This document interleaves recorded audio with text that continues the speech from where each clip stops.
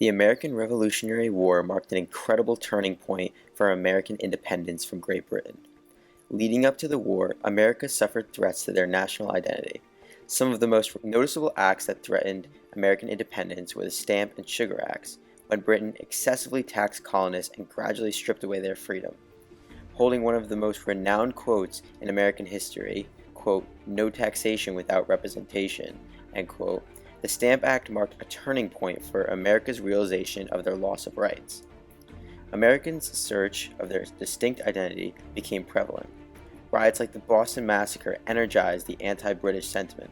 Activists like Thomas Paine, who wrote Common Sense pamphlet, began attempts to instill the idea of independence, and colonists gradually realized the importance of a revolution.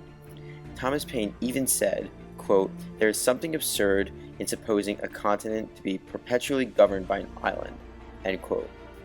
These events paved the way for the American Revolution, which united Americans towards defeating a common enemy and earning political independence. In the midst of American pride for their victory and the end of the British control, Americans lacked a unique cultural identity that would completely separate them from British dependency. Many artists, including writers and painters, are remembered today for answering the question, "What is an American?" Let us take a look at how their search for the answer to this question developed through their works.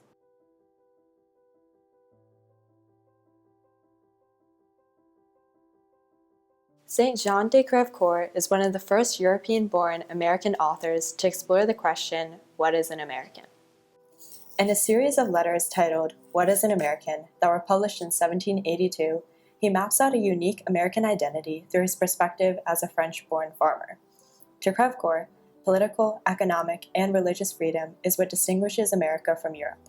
The equitable laws in America contrasted with the harsh monarchies in Europe, making a unique democratic political culture. Crèvecoeur describes American democracy as the silken bands of mild government, implying that the government is organized enough to keep order, but not enough to infringe on the freedom of its people. Next, the economic freedom in this new nation was a distinguishing characteristic.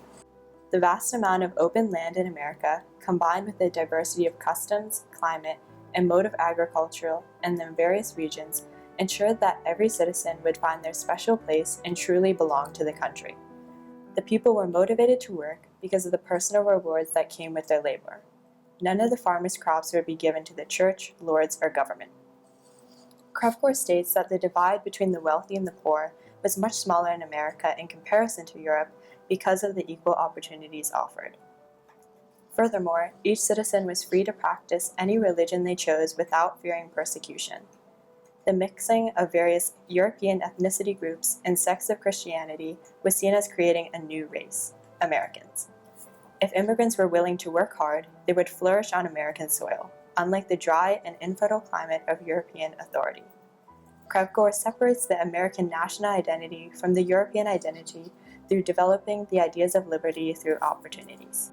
While Crèvecoeur expresses ways in which Americans with European heritage could forget about their European past by acknowledging the wonderful liberty America had to offer, Cooper was an author that touched on another uniquely American topic, the Native Americans. Native Americans, who occupied this land far before European influences had arrived, are an aspect that distinguished the American culture. Cooper was the first writer to give literary expression to a character who intimately associated with the Native Americans. In 1826, the viability of American literature was still in doubt. His characters in The Last of the Mohicans represented cultural and racial mixing. And his heroes, such as Hawkeye, represent the better qualities of both without pushing to the extremes. The native intelligence, dignity, and sense of justice of the Mohicans gave Americans a sense of nativist pride and represented America to masses abroad as well. At the same time, the Last of the Mohicans also represent the inevitable disappearance of Native Americans as America forms its national identity. Uncas and Cora, who represent misogyny, both died by the end of the novel. Not only did it symbolize the end of the Native American legacy, but also Cooper's message that the American identity is centered around white men and shall allow no other influence. Cooper was certainly not the only author who sought to express an American identity through fictional literature. Nathaniel Hawthorne is one of the most notable 19th century authors, specifically for his novels and short stories with elements about human nature, mysticism, good and evil, and spirituality.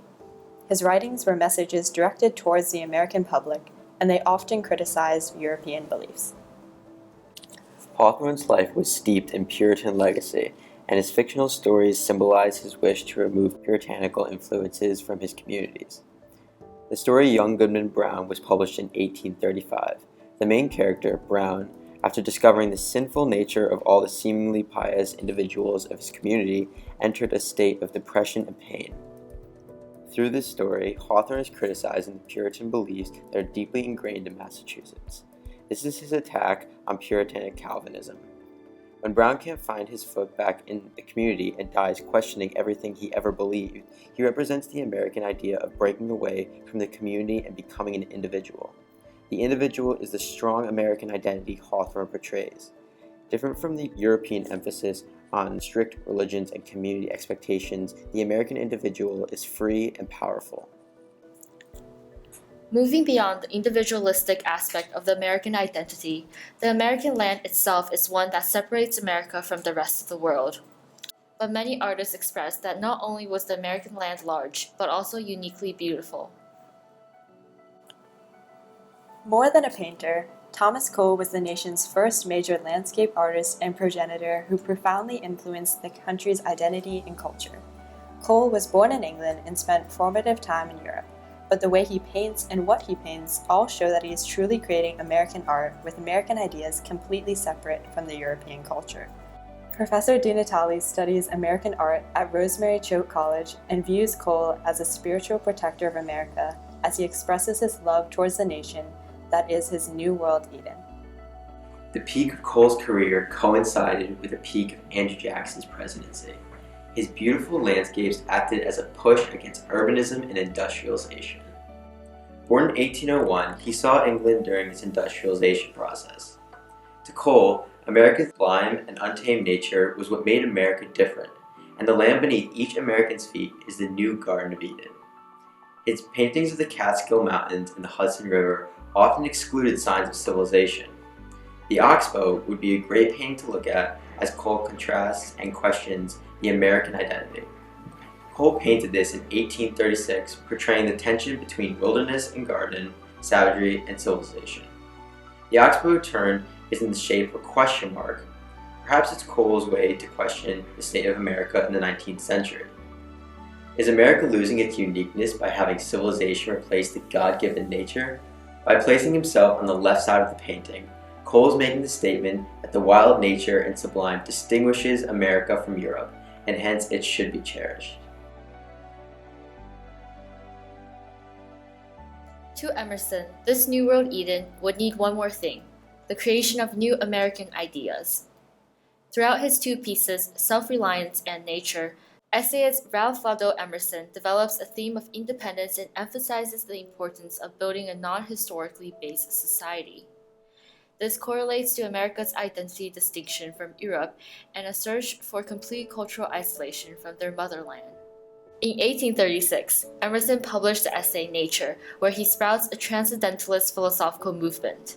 He recognizes nature's beauty through a retained spirit of infancy, and he claims that being immersed in nature diminishes egotism and allows one to interpret oneself through reason and faith, far more than one can realize winning civilization.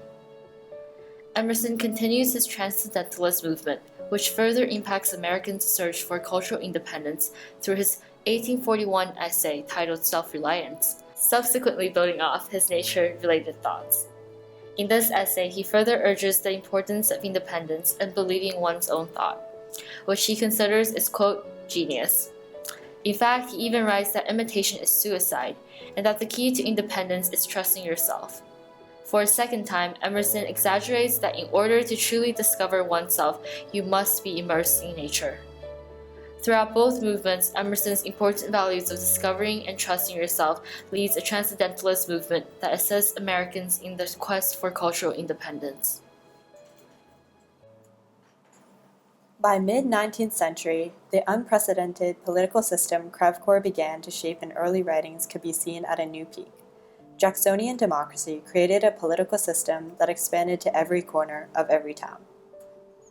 George Caleb Bingham created several profound works of art depicting this new America. The county election, painted in 1852, illustrates the rare political freedom found in America. The variety of social classes present at the election, as well as the open setting, points towards the universal suffrage that Bingham supported in the nation. The will of all white men, not just the elite, would play a part in the government. This idea was very distinct from the monarchies of European countries at the time. The next painting, Daniel Boone escorting settlers through the Cumberland Gap, was also completed in 1852. The scene paints America as an ideal land of opportunity and expansion.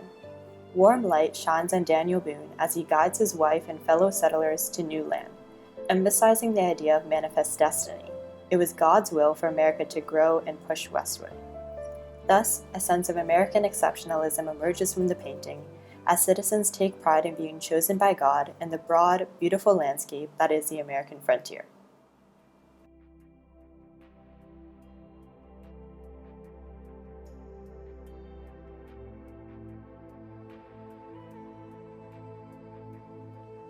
The United States of America is a rare example of a nation that received its political independence before cultural independence. More than all the ideals listed in the founding political documents, literature and art told Americans who they were. Authors with European descent, such as Crevecoeur, demonstrated and inspired people to fully embrace a new American dream. Cooper and Hawthorne were fictional authors that created the unique American mythology that encaptures individualism and Native American roots. Emerson and other leaders of Transcendentalism added yet another layer of meaning to American liberty, the freedom to discover new ideas. Artists like Bingham and Cole brought visual representations of the unique tales, political scenes, and the God-given wilderness to every American's eyes. These were some of the many figures that created, challenged, and altered the American mythology, which provided the fundamental cultural independence that the new nation needed to thrive.